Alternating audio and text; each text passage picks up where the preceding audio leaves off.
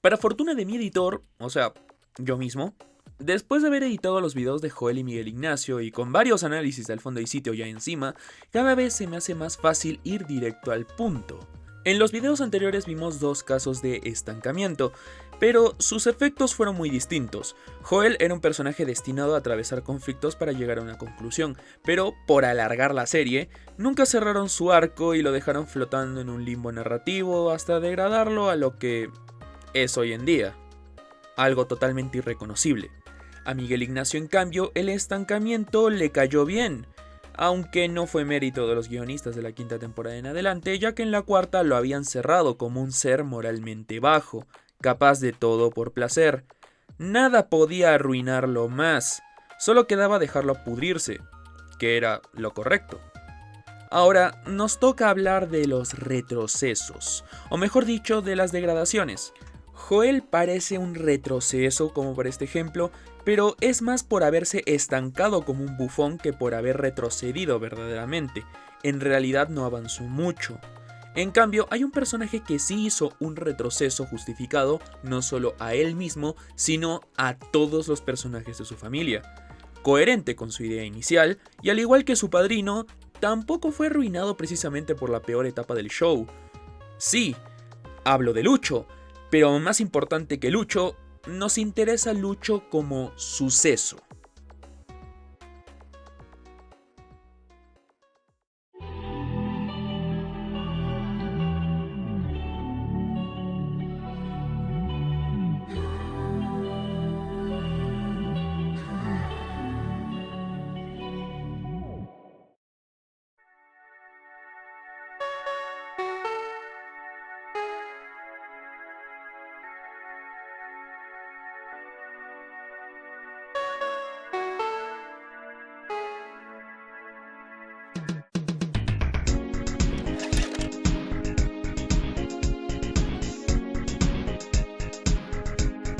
Hoy en día la jugada Lucho González o la resurrección es vista como una herramienta barata, poco creativa y hasta vergonzosa para alguien que se supone estudia para contar historias. Pero fuera de contextos mágicos o guionazos, puede ser una herramienta narrativa interesante. En el caso de Lucho, aunque no fue literalmente una resurrección, se le llama así porque el personaje ya se le daba por muerto y reaparece en plena boda de Raúl y Charo. Fue un giro bastante polarizante, muchos incluso dejaron de ver la serie por lo ridículo del asunto, pero el desarrollo posterior terminó haciéndole cierta justicia, especialmente cuando se revelan las razones de la misma. Muchos dicen que Lucho fue nerfeado a posterior de la serie, pero si lo miramos con cuidado en realidad todo calza. Lucho fingió su muerte porque tenía una segunda familia en Ica. Reina lo presionaba, los viajes eran constantes y según diálogos sueltos, tenía muchas deudas en Ayacucho y la relación con Charo tampoco era ideal. En el fondo, Lucho siempre fue un cobarde. Y aunque las deudas justificaban huir, dejar que su familia cargara con todas ellas en lugar de él es igual o incluso más cobarde. Lucho era el centro económico y familiar de los González en Ayacucho. En el primer capítulo de la serie los vemos como una familia casi clase media alta, gracias a que el trabajo de Lucho los mantenía. Joel lo tenía como referente, pero lo malcrió tanto que lo terminó volviendo un vago. A Grace la sobreprotegió y eso la llevó a idealizarlo. Charo no tuvo más experiencia sentimental que un romance juvenil con Carlos Cabrera y de ahí pasó directamente a ser madre con Lucho. Nelly lo consideraba su hijo predilecto y Tere lo respetaba.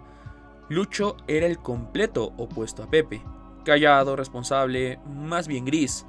Todo esto más bien es cosa de la tercera temporada. Pero en realidad nosotros ya conocíamos a Lucho y esto era más bien a través de los diálogos y de la presentación del primer episodio. Literalmente, la historia empieza con él muriendo en un accidente.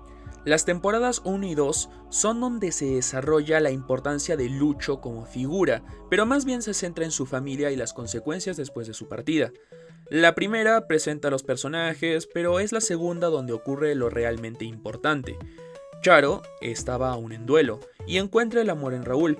Por fin puede dejar de ser la niña que fue madre joven para convertirse en una mujer que puede amar. Joel empieza a enfrentar su madurez y encuentra a alguien que lo impulsa a mejorar, alguien que curiosamente también puede ser su pareja.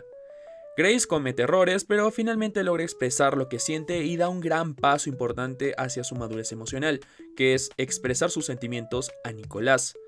Nelly empieza a valorar más a Pepe, incluso organiza la boda de la viuda de su hijo, algo que es un gran avance considerando lo terca que es Nelly. Todos los González estaban avanzando, lento, pero avanzando, hasta que vuelve Lucho. Desde que llega todo es incierto, no se sabe qué pasó ni por qué fingió su muerte porque es obvio que este tipo no estuvo muerto. Y obviamente la historia de la amnesia nadie se la cree, excepto todos los González. Lo que continúa es un reacomodo familiar. Lucho ahora es el eje en lugar de Pepe. Las cosas vuelven a ser como eran antes. Pero ese reacomodo en sí no es un avance. Es en todo caso un retroceso. Todo vuelve al punto de partida, aceptan su regreso sin cuestionarlo, ciegos ante la figura más respetada de la familia después de Nelly. Obviamente el más afectado de esto es Pepe, totalmente desplazado por su hermano perfecto que incluso le hace ver como si se tratara del hermano menor. Pepe deja de ser esa figura imperfecta que era hombre de la casa y vuelve simplemente a su rol pasivo, el perdedor que toma en el techo de la casa con su amigo. Nada cambia, todo ha vuelto a la normalidad, todo vuelve a lo que fue la familia antes de iniciar la serie, y ahí se va a congelar. Hasta que claro, toca casarse otra vez. La llegada de los Pachas fue un giro tan fuerte que justifica totalmente la resurrección de Lucho a nivel de historia y a nivel de guión. Al fondo hay sitio sobrevivió años gracias a los retcons. Un retcon consiste en agregar nueva información retrospectivamente para cambiar algunos hechos establecidos. Más rápidamente lo identificaríamos como reescritura. Lucho estaba muerto, lo velaron y lo enterraron totalmente seguros de que era él, pero ahora resulta que nunca fue tan preciso decir si se trataba de Lucho o no. Al inicio esto parecería uno de los recursos más vergonzosos, ridículos y forzados que hemos visto en una novela clásica, un clasiquísimo cliché. De hecho, conversando con algunas personas que llegaron a ver la serie en su momento, algunos incluso se plantearon dejar la serie simplemente por el giro de la resurrección. Pero por la aparición de Reina y sus hijos impidiendo la boda, este retcon se transforma completamente. Ya no es simplemente un recurso barato. Tiene lógica, narrativa e impacto. La serie ya había dejado algunas pistas, las chocotejas, todos los regalos, actitudes bastante sospechosas de Lucho, elementos que mezclados con una historia sacada de cualquier telenovela sin sentido, terminaban por darle un giro irónico y funcional a todo esto. Claramente, toda esta historia se escribió sobre la marcha, pero funcionó porque siguió una línea coherente. Revivir a Lucho no fue solo impresionar, sino para alterar el curso de la historia y hacer que su regreso signifique algo. La serie ganó con su ingreso. Y cuando todo explota en la boda, el momento funciona incluso si fue escrito a posteriori. Es un ejemplo decente de cómo un retcon puede ser consecuente. Y de cómo un recurso cliché como es la resurrección puede convertirse en algo más interesante, en un escape cobarde de las responsabilidades. Un contraste que haga esto más interesante. Esa historia ridícula entonces comienza a tener sentido. Esta chabacanería comienza a tener drama. Este recurso barato tiene impacto y sobre todo, este show está dando espectáculo. Es una serie con 5 capítulos por semana, así que esto al menos se puede agradecer. Lucho explica sus razones, nunca quiso revelar su doble vida, se escudó en la vieja idea de que el hombre solo debe proveer. Y sí, en el Perú ese pensamiento incluso existe a día de hoy, pero la serie lo subvierte de manera interesante en nuestra propia cara. A Joel nunca le faltó nada, pero Lucho jamás le enseñó a valerse por sí mismo. A Grace nunca le faltó dinero para pagar cada una de las colegiaturas, pero creció sin otro modelo masculino más que un padre idealizado, y eso la volvió emocionalmente dependiente y a la larga acabó destruyéndole la vida a nivel personal. Shirley y Johnny fueron criados por Reina. Johnny sacó lo mejor, pero es muy inseguro, y Shirley lo peor, y muy difícilmente se quitará la mala fama que ahora se carga. Lucho fue el típico padre peruano que provee y provee en una casa donde nunca falta comida, pero olvidó lo más esencial, que los hijos viven de pan y dinero, pero no crecen solo con eso. En esa casa no faltó nunca nada, excepto un padre de verdad.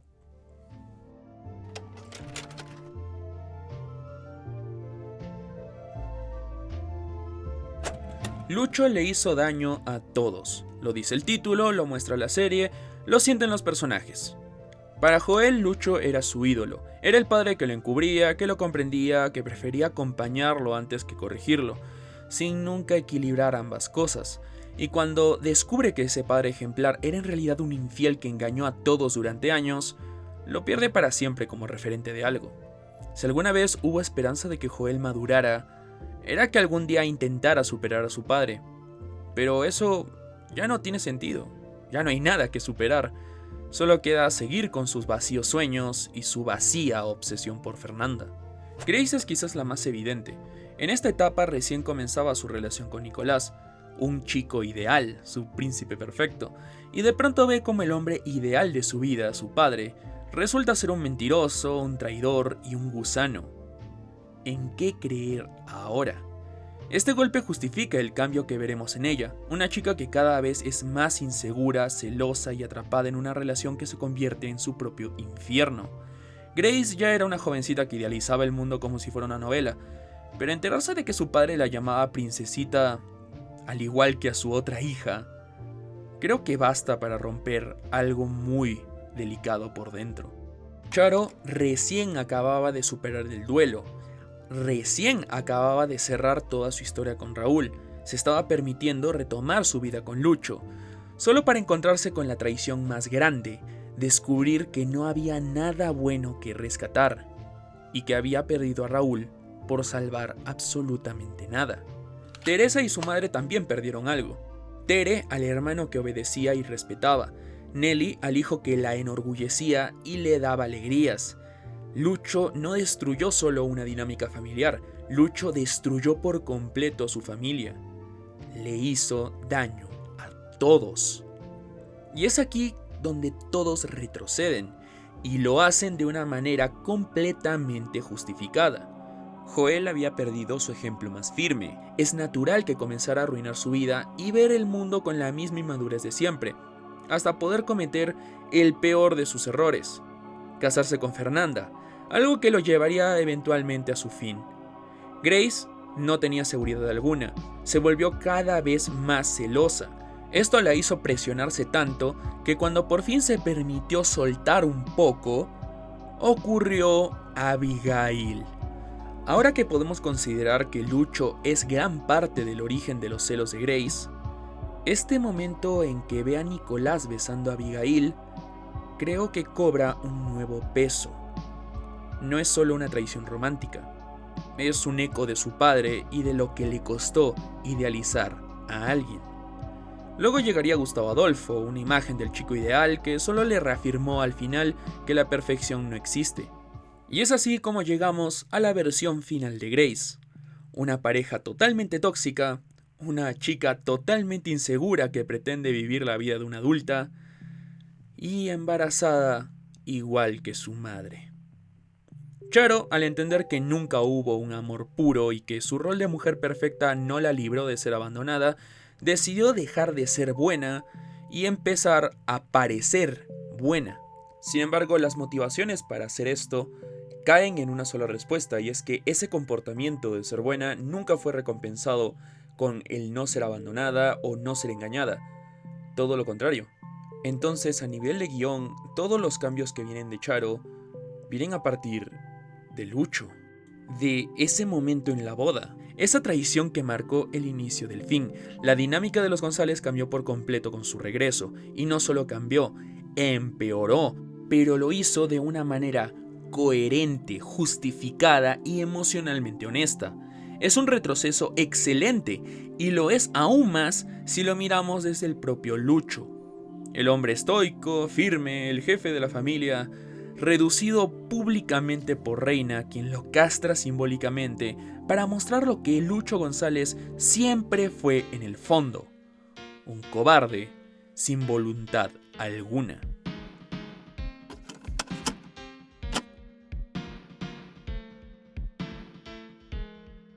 Que Lucho González tenga una segunda personalidad es bastante curioso, pero es solo eso, un retcon para fines cómicos. Como veremos en el video de Isabela, múltiples errores acabaron haciendo de la serie algo cansado y repetitivo. Por eso tramas diferentes y personajes diferentes ganaron espacio, y es que en cierto punto, los González dejaron de ser interesantes. Quienes hayan visto los análisis de los personajes que hice, notarán que hay vacíos, subtramas sin peso que no he mencionado, momentos metidos solo para dejar que los actores pues no se queden sin hacer nada. Por eso no los menciono. Y es que Al fondo hay sitio se sobreextendió tanto que llegó a convertirse en ruido blanco televisado. Verla ya no valía la pena. No era divertida, ni bien hecha, ni siquiera lo suficientemente absurda como para levantar la mirada. Por eso los Maldini y otros personajes acabaron adueñándose de la pantalla. Porque ante la decadencia de los González, llegaron personajes que ofrecían algo más, o al menos algo nuevo. Y por eso aún son memorables personajes como el increíble Dr. Sergio Estrada, la odiosa Rubí, el carismático autonegado de Ángel Gaviria, el memorable Giro, incluso el vendehumo de Camilo. Por Dios, Pedro, el dueño del Hotel Cielo, este sujeto era alguien más gracioso que toda esta familia de bodrios juntos. Todos personajes que se robaron el show porque daban más que quienes ya no daban para más. Y a veces parecía que estábamos viendo dos o hasta más series distintas. Y lo mismo pasó con los Pachas. Sus tramas al final eran más interesantes que las de los González. ¿Qué me dices? Vemos a Grace y Nicolás pelear ¿otra vez? O mejor vemos cómo Lucho debe ocultar que su otra personalidad está reviviendo una vieja conquista del pasado. Charo cambiando de pareja ¿otra vez? O ver cómo Johnny se casa por ciudadanía y Reina aprovecha la situación para sacarle el jugo lo máximo posible. Joel reencontrando el amor solo para hacerle mucho daño y volver nuevamente con Fernanda. Otra. Maldita. ¿Ves? O mejor vemos cómo Shirley se enreda con Ángel Gaviria y vive una vida de lujo como la pareja trofeo de un mafioso. Esto derivando a escenas de acción y misterio y acabando con un tiroteo en plena vía pública. ¿Entienden a lo que me refiero? Sí, los Pachas se movieron hacia el humor más absurdo y boomer posible, y aún así se sentían frescos y un poco menos repetitivos que todos los González. Cuando volví a ver esta serie, agradecí poder adelantar las historias que ya de verdad me tenían podrido y saltar al menos algo que no estaba tan quemado. Shirley y Johnny se flanderizaron, sí. Reina se desnaturalizó, sí.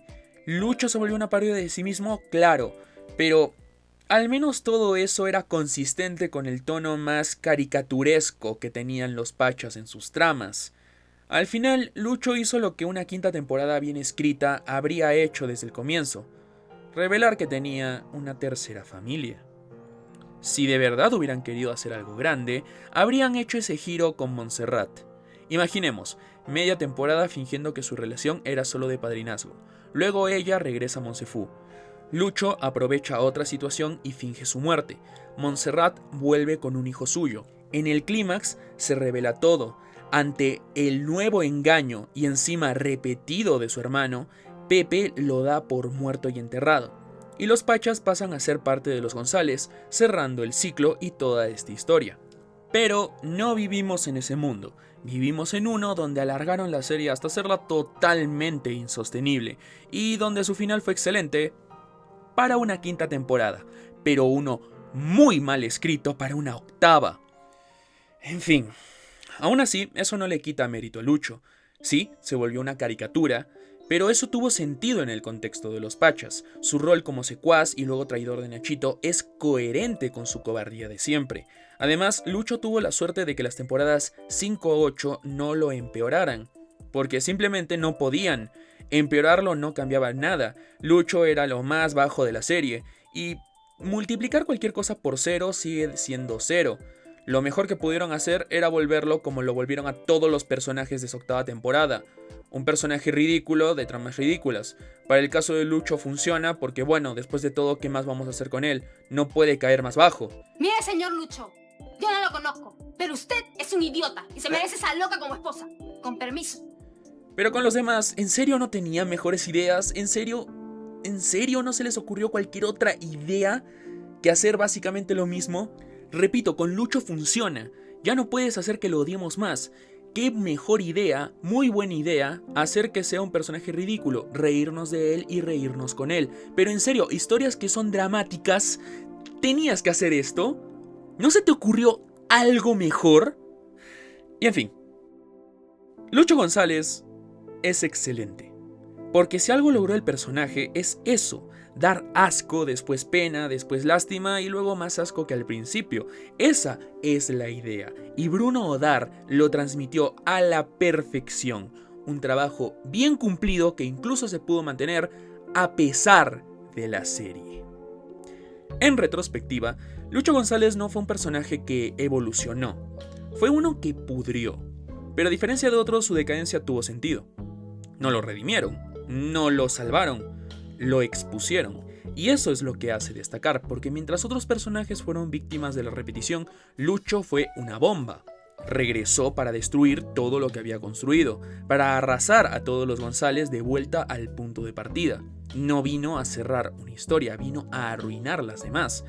Su resurrección fue el principio del fin, pero también el último de los grandes momentos narrativos de Al fondo hay sitio en un retcon.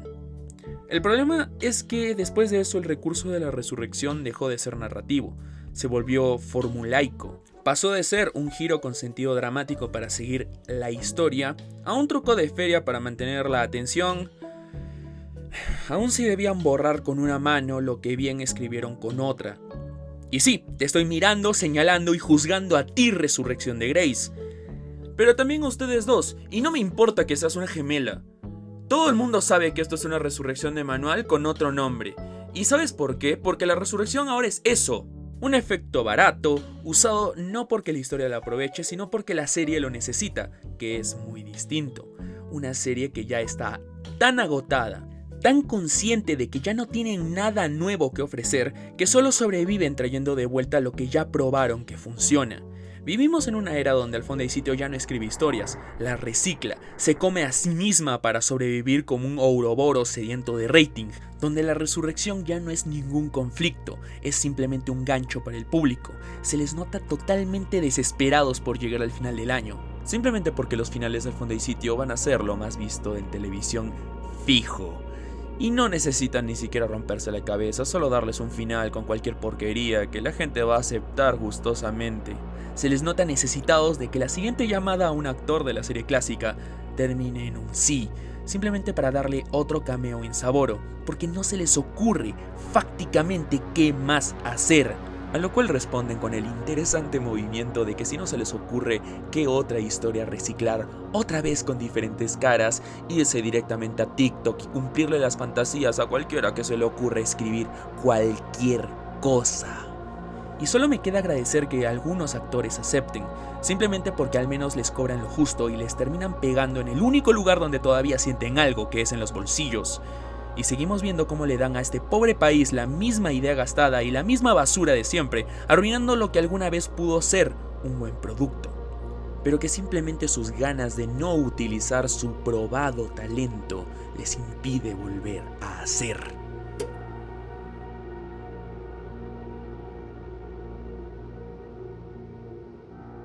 Si te gustó este video, dale a like y suscríbete para ver más videos como este, y síguenos en nuestras redes sociales donde estamos activos.